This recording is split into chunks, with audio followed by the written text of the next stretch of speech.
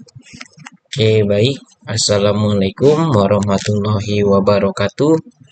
Perkenalkan, nama saya Muhammad Farizal Fakil Mawan dengan NIM 2023 11161. Jadi pada video kali ini, pada tugas akhir modul 3 pada praktikum microcontroller, di mana bisa dilihat di sini untuk codingan yang pertama itu hashtag include dht.h dan hashtag include yang kedua itu servo.h, di mana itu gunanya untuk mendefinisikan untuk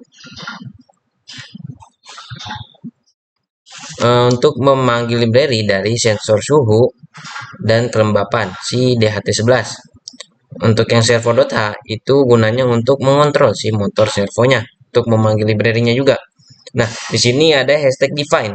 Ada DHT pin, DHT type, trick, echo, LED hijau, LED biru, LED merah, buzzer, MQ5. Nah, di sini gunanya hashtag define ini untuk menetapkan pin yang akan kita gunakan nantinya.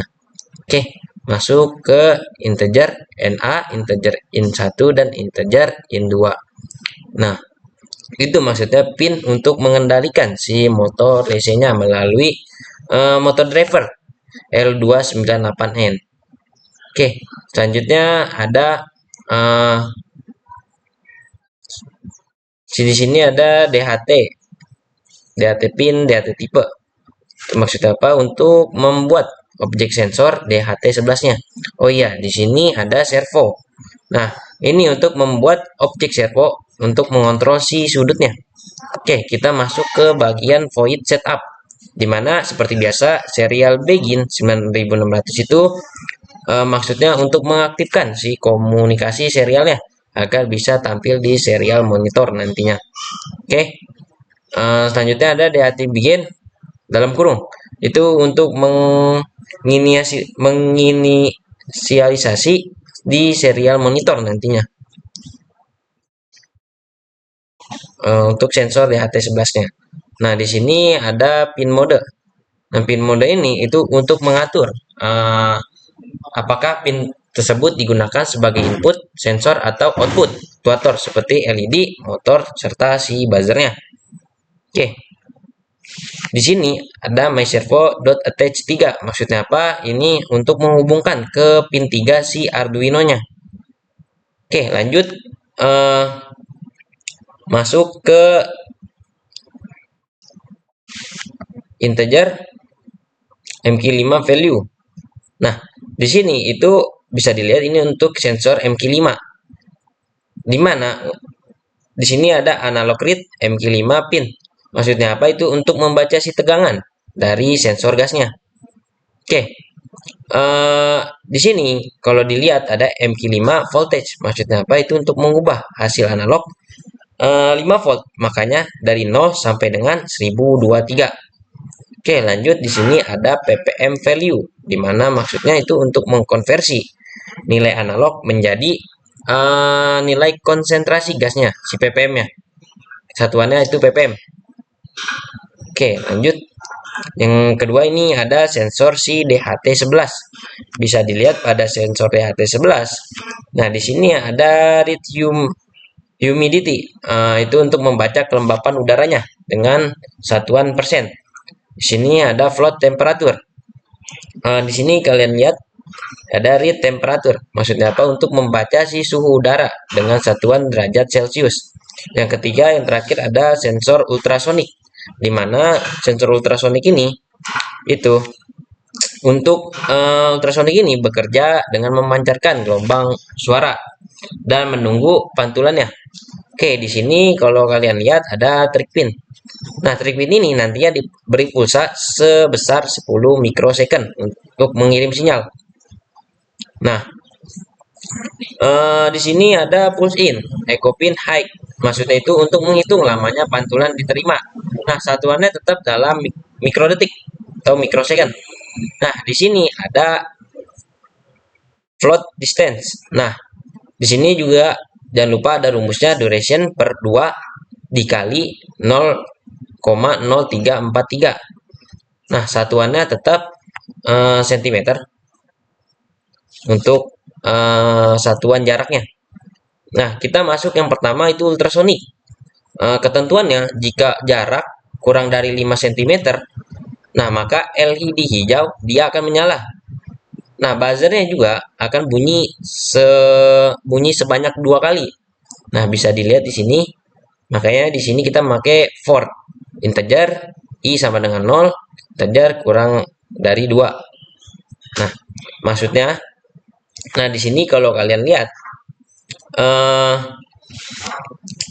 si servo nantinya, lihat sini servo nantinya dia ketika jaraknya kurang dari 5 cm, maka servo itu bergerak sudutnya tuh 90 derajat.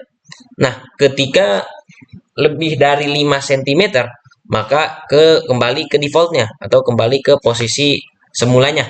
Makanya di sini kita taruh 0. Nah, buzzer juga berbunyi sebanyak 2 kali. Oke, kita masuk ke sensor MQ5. Nah, jika ppm-nya lebih dari 3000, maka LED biru akan menyala. Nah, di sini kita memakai motor DC juga dengan kecepatan sebenarnya sini tipe aturan kecepatan 150. Kalau 50 dia belum kebaca. Nah, di sini kita makanya menggunakan 150. Nah, nantinya eh, ketika kita beri gas kalau lebih dari 3000, maka LED biru nyala. Motor DC juga akan mutar dengan kecepatan 150. Nah, buzzernya bunyi sebanyak 4 kali dengan nilai 500 milisecond. Nah, bisa dilihat ini ada delaynya sebesar 500. Oke, di sini yang terakhir ada sensor DHT11 atau sensor suhu. Nah, jika suhunya ini lebih dari 32 derajat Celcius, maka LED merah dia akan menyala. Nah, di sini juga memakai motor DC. Nah, motor DC ini kan tadi kalau kalau MQ5 itu sebesar 150, di sini kita menggunakan 250 agar terlihat perbedaannya.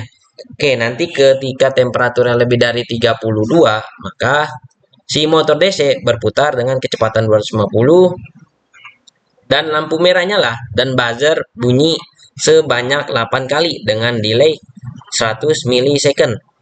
Oke. Eh, Terakhir ada monitor serial. Di sini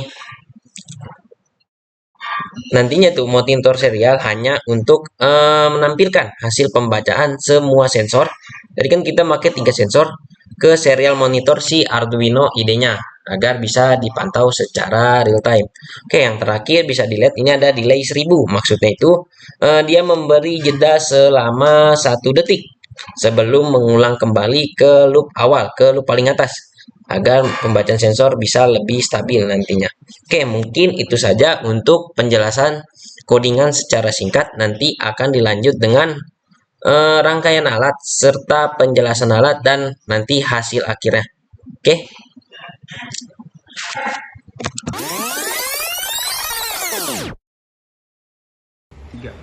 Oke, baik. Jadi saya akan melanjutkan untuk ke penjelasan alat serta hasil akhirnya. Bisa dilihat di sini yang kita gunakan pada tugas akhir. Yang pertama itu pastinya ada Arduino, ada sensor ultrasonik, ada sensor DHT11, ada sensor MQ5, ada motor servo, ada motor driver, dan juga ada motor DC serta 3 LED dan juga 1 buzzer. Oke, di sini langsung saja kita lihat bagaimana cara kerjanya. Oke, jangan lupa kita harus sambungkan dulu USB-nya ke dalam laptop. Di sini bisa dilihat. Pertama kita akan nyoba si sensor ultrasonik dulu. Oke, perlu diingat untuk sensor ultrasonik ketika dia jaraknya kurang dari 5 cm, maka lampu hijau akan menyala serta buzzer akan bunyi 2 kali. Oke, kita tes di sini. Oke, maka bisa dilihat sini ketika kurang dari 5 cm, maka si motor servo ikut gerak sekitar 90 derajat. Oke, lanjut. Ketika jaraknya lebih dari 5 cm, maka dia kembali ke defaultnya. Oke, kita lanjut ke sensor MQ5. Kita lanjut ke sensor MQ5. Nah, di sini ketika ppm-nya itu lebih dari 3000, maka lampu LED biru akan menyala serta si motor DC akan bergerak sebesar 150. Sini kita coba. Nah, maaf, ini agak kendor. Coba lagi.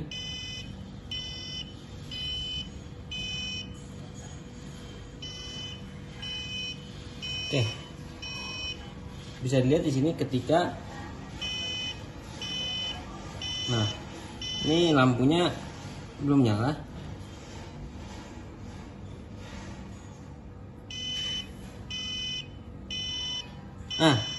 Lampunya nyala, bisa dilihat.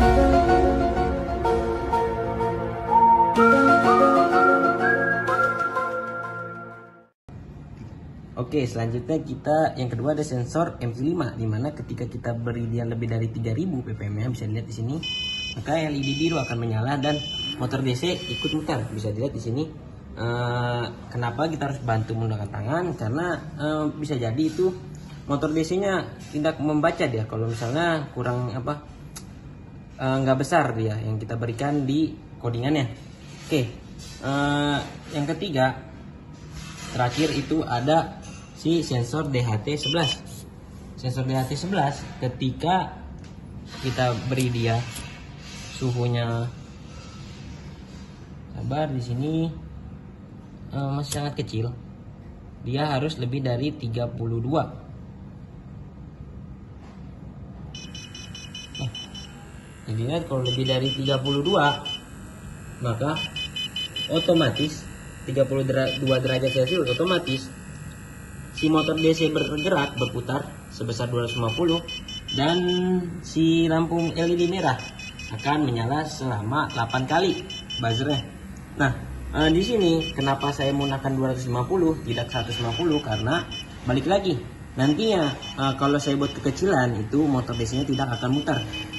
Oke, bisa dilihat di sini dia temperaturnya kan 32 lebih 70 kan, 32,60 derajat Celcius, maka otomatis lampu LED merah akan menyala. Oke, mungkin itu saja penjelasan singkat tentang alat dan juga hasil akhirnya. Jika ada salah mohon dimaafkan. Wabillahi taufiq wal hidayah. Wassalamualaikum warahmatullahi wabarakatuh.